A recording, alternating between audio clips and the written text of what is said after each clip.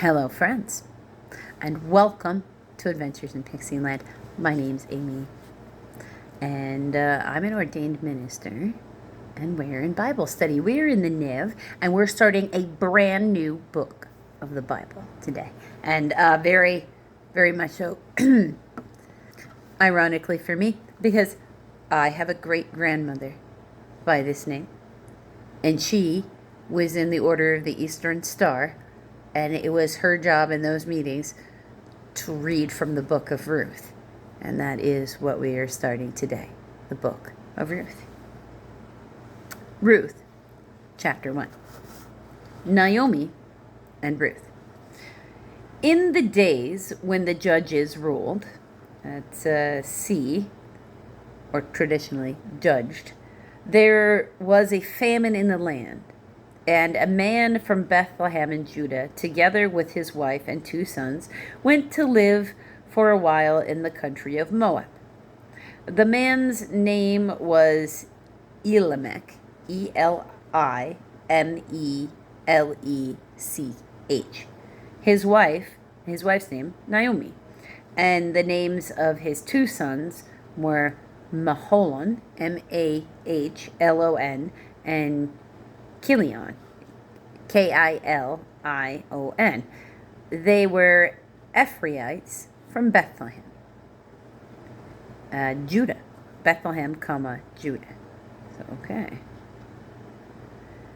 And they went to Moab and lived there. Now, Elimelech, Naomi's husband, died, and she was left with her 2 sons.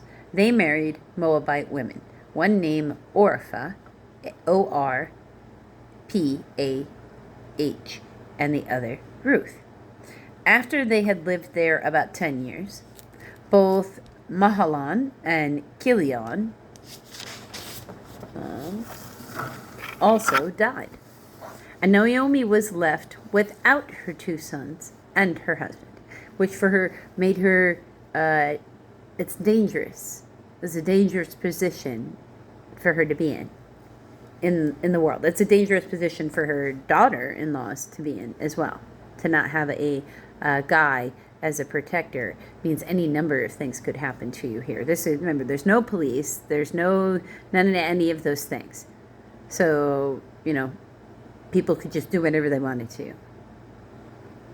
Absolutely, sex trafficking rings and things were going on. There's not a question. That's factual.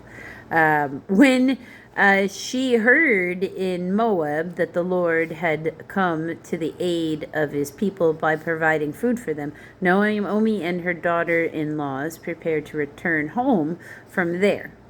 With her 2 daughters-in-law, she left the place where she had been living and set out on the road that would take them back to the land of Judah. Then Naomi said to her 2 daughters-in-law, "Go back, each of you, to your mother's homes. May the Lord show kindness to you, as you have shown to your dead and to me. May the Lord grant that each of you will find rest in the home of another husband." And then she kissed them, and they wept aloud and said to her, "We will go back with you to your people." But Naomi said, "Return home, my daughters. Why would you come with me? Am I going to have any more sons who could become your husbands? Return home, my daughters. I am too old to have another husband. Even if I thought there was still hope for me, even if I had a husband tonight and then gave birth to sons, would you wait until they grew up? Would you remain unmarried for them?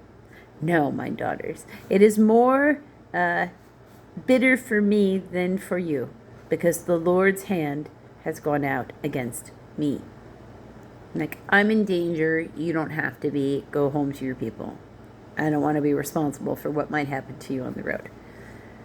At this, they wept again. Then Orpah kissed her mother-in-law goodbye, but Ruth clung to her. "Look," said Naomi, "your sister-in-law is going back to her people and her gods. Go back with her." But Ruth replied, "Don't urge me to leave you or to turn back from you. Where you go, I will go, and where you stay, I will stay. Your people will be my people, and your God, my God.